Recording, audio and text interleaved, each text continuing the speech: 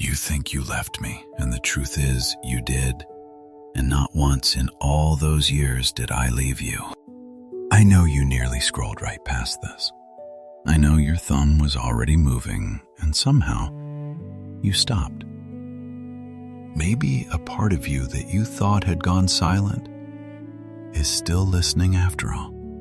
You do not have to feel close to me to stay here for a few minutes. You do not have to call yourself a believer, or fix your doubts, or undo the years that went the way they went. You only have to keep listening a little longer. So breathe out slowly, and let the shame you walked in with loosen its grip. Just for now. Before another word, let me be plain with you, because honesty is where trust begins. What you are about to hear is an encouragement drawn from the Bible, a reflection offered in faith. It is not a private message from heaven. It is not a prediction, and it is not a guarantee of any particular outcome in your life. It is simply the timeless comfort of Scripture, read gently over someone who thought they had wandered too far to be reached. And there is one verse I want to build this whole quiet hour upon. It comes from the second letter to Timothy, chapter 2, verse 13. Listen slowly, because this one was written for the very moment you are in. If we believe not, yet he abideth faithful, he cannot deny himself. Read it again, down in the place where you stopped expecting good news. If we believe not, he stays faithful anyway. He cannot deny who he is. His faithfulness does not rise and fall with yours. It simply does not move. This is not a loophole, and it is not a technicality. In the Scriptures, this is the heart of the one who made you, refusing to let your unbelief be the final word. And tonight, that steady, ancient faithfulness is being spoken back over you.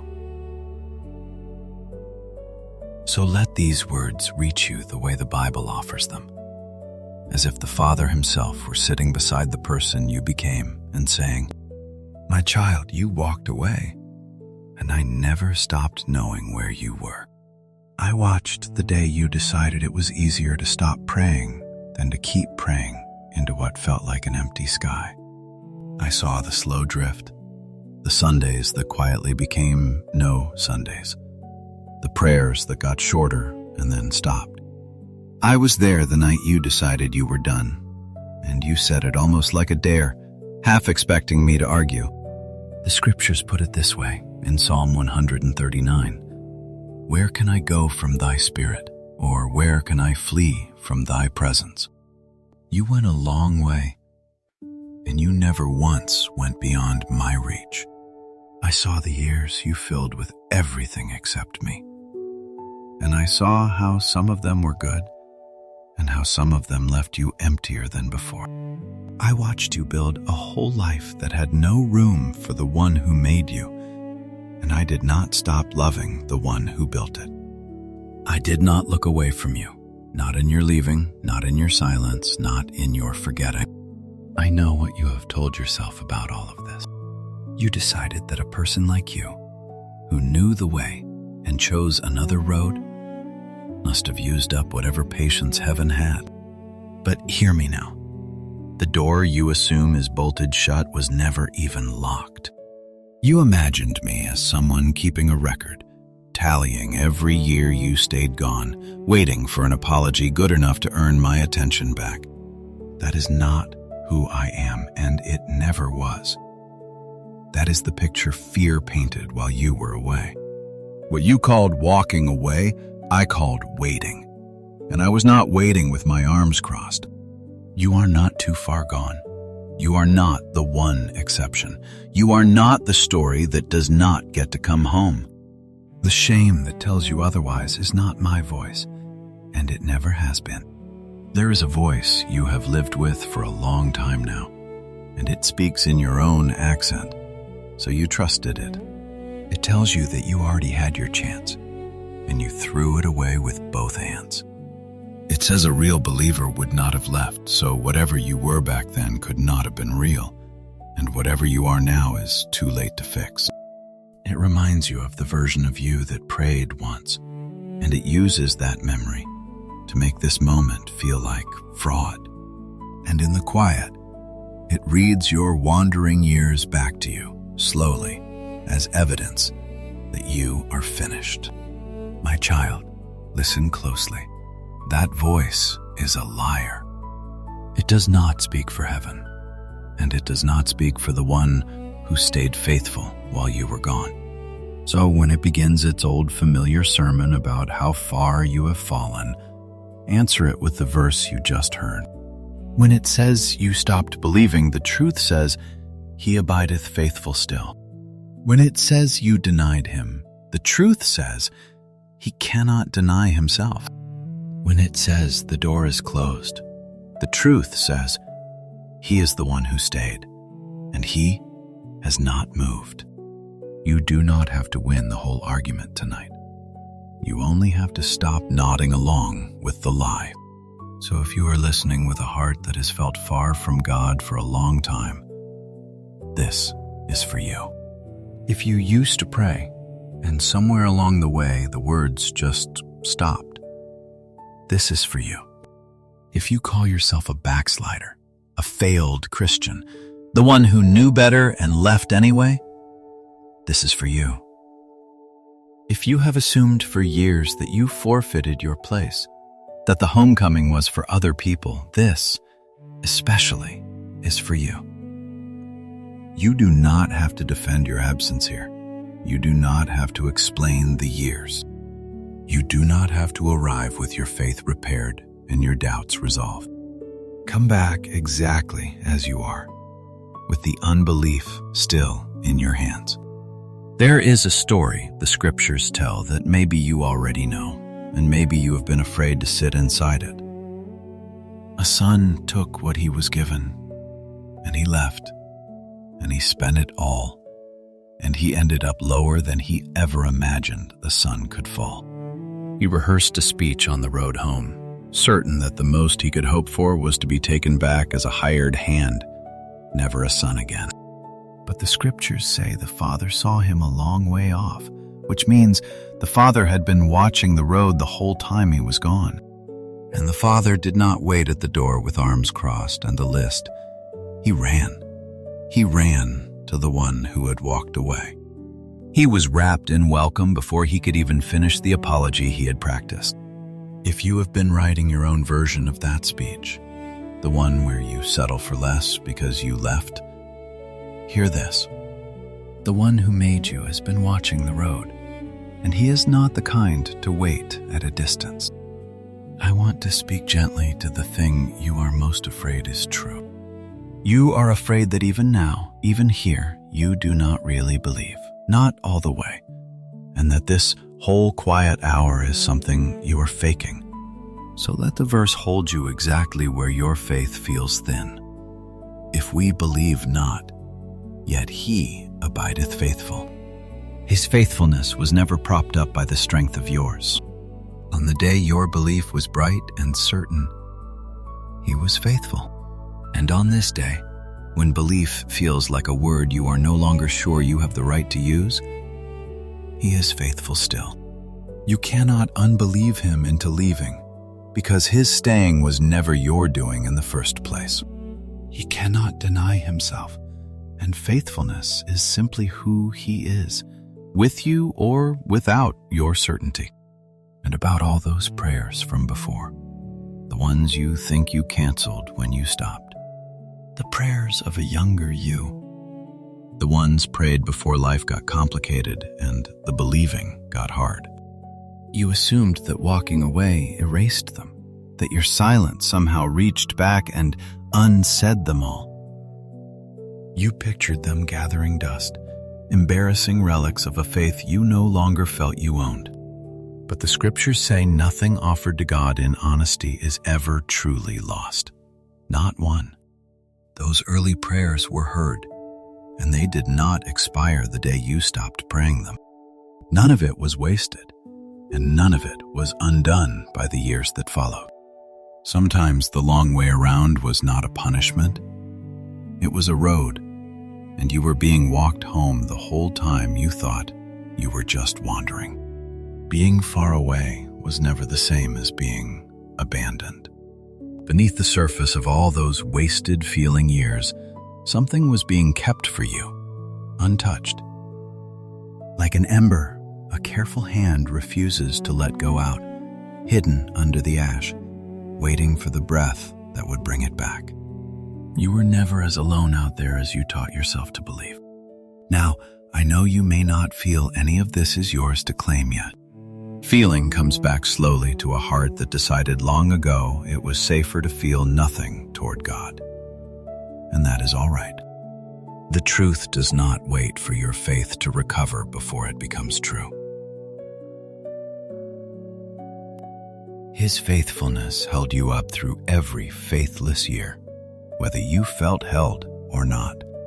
These promises were written down long before you were born, so they could find you long after you assumed you had used up your chances. So let me say it again, slowly, the way you may have needed to hear it across all those years away.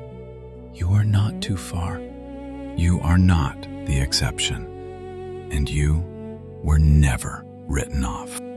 The world taught you that loyalty is earned, and broken trust stays broken, that the one who leaves forfeits the right to come back. But that is not how heaven keeps its accounts. Your place was never held by your performance, and it was not lost by your absence. It was held by the faithfulness of the one who cannot deny himself. That faithfulness did not weaken on the day you stopped believing, and it does not have to wait for proof that you have started again. When your faith was strong, he was faithful. When your faith was gone, he was faithful. On the day you walked out, he was faithful. And on the day you wondered if you could ever walk back, he is faithful still. I want you to think back for a moment on the years you spent away, the ones you are quick to call a waste, the seasons you were sure had closed the door for good, the choices you assumed put you permanently outside.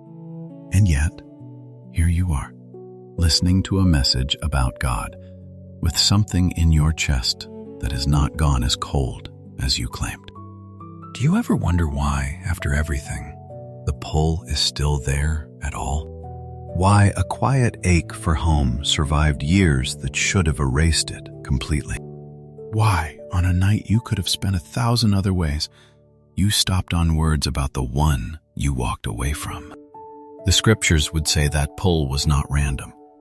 That was faithfulness, reaching for the one who let go. You did not keep this faint thread alive by your own strength. You could not. You tried to cut it. It survived because the one holding the other end never let it drop. And here's something your shame has been hiding from you all this time.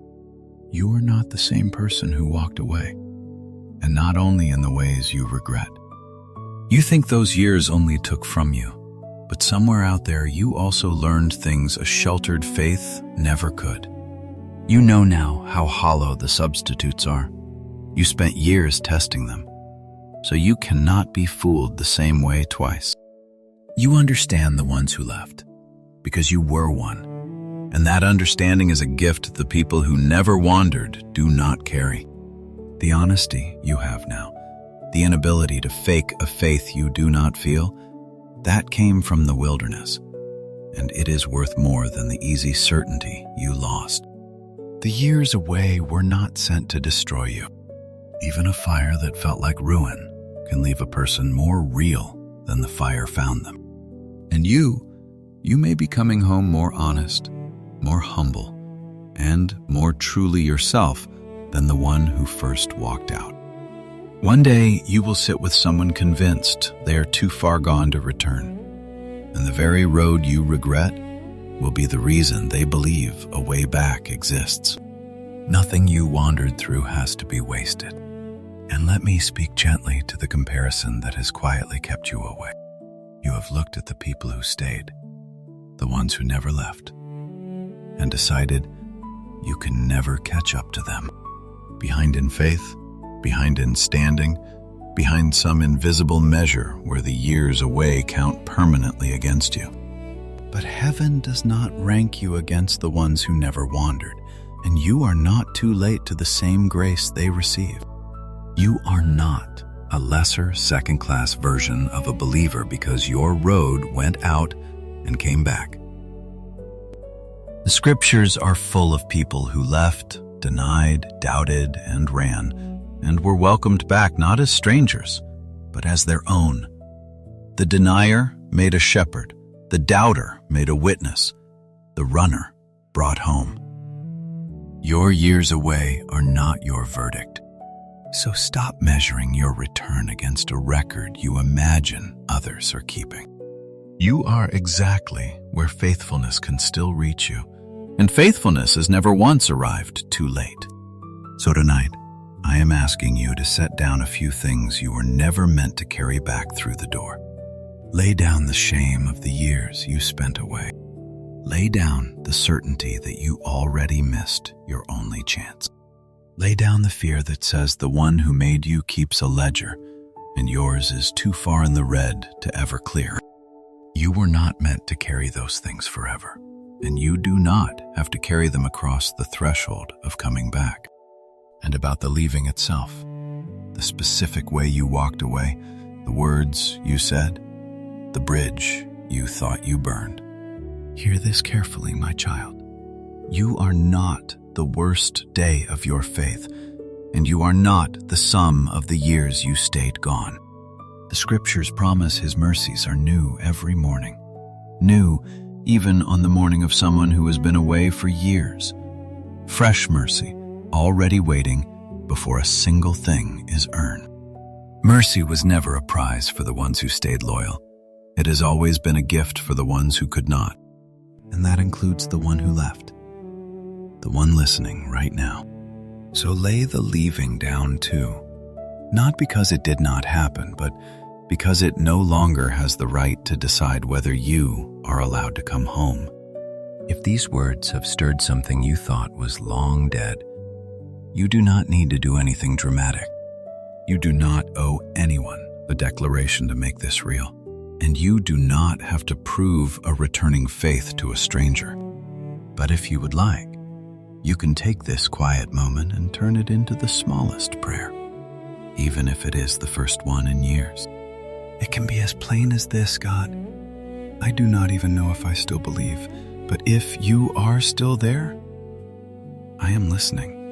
There are no perfect words for coming back, and the scriptures show God meeting people in honesty far rougher than that. Your honesty, even your unbelief, spoken plainly, is enough to be met where you are. And if someone comes to mind right now, someone you know who walked away and assumes the door closed behind them, you are welcome to pass this along. Not as a chain, and not as a demand.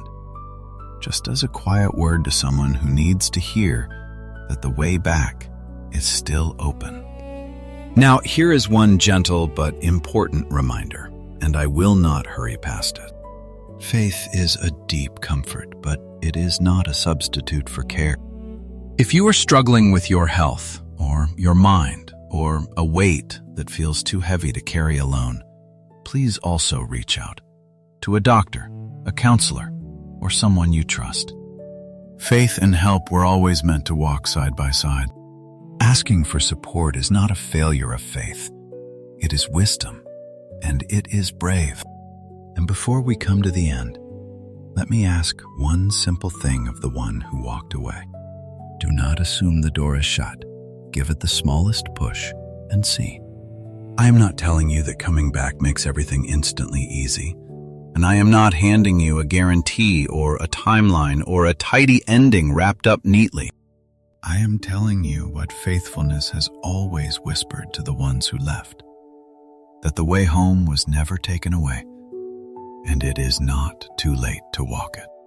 You assumed the years away ended your story, and your story is still being written, and you are nowhere near the last page. That faint pull you could never fully kill, the one that brought you here tonight, that was not nothing. That was grace, refusing to let go. And the same faithfulness that kept the thread alive through all your years away is not about to drop it now. So when the door looks closed, push it gently and hold on. When you are sure you waited too long, hold on. When you cannot picture how a whole way back could possibly open, just take the one quiet step in front of you and hold on. So as this message comes toward its close, I want to leave one thing in your hands to carry into tomorrow. Your leaving did not get the last word, and your unbelief does not get to write the ending. The scriptures say it again and again in different ways, that the God who made you is slow to anger and abundant in mercy, and faithful even when his people are not. Whatever those years away took from you, the final word over your life is not how far you wandered. The heart heaven holds toward the one who left is not a closed door. It is a watched road. I will not promise you a date. I will not promise you a feeling by morning. I will not pretend to know the things only God knows. You have been handed enough hollow assurances in your life, and I will not add another to the pile. But I can leave you with the one thing the scripture says with full confidence over the one who walked away. If we believe not, yet he abideth faithful. He cannot deny himself. You stopped believing, and he stayed faithful. You let go, and he could not let go of who he is. So lift your head tonight, not because the years away were erased, but because not one of them ever managed to make him stop being faithful to you. Take one more slow breath now, and let this be the truth you rest in. You walked away, he stayed, and the way back is still open. If quiet words like these bring something steady back to you, you are always welcome to stay near this small corner where we simply sit with the scriptures together. And wherever tomorrow takes you, whatever road you have been on, may you walk it knowing the one who made you stayed faithful the whole time you were gone. Peace be with you, my friend. Welcome back. Rest now.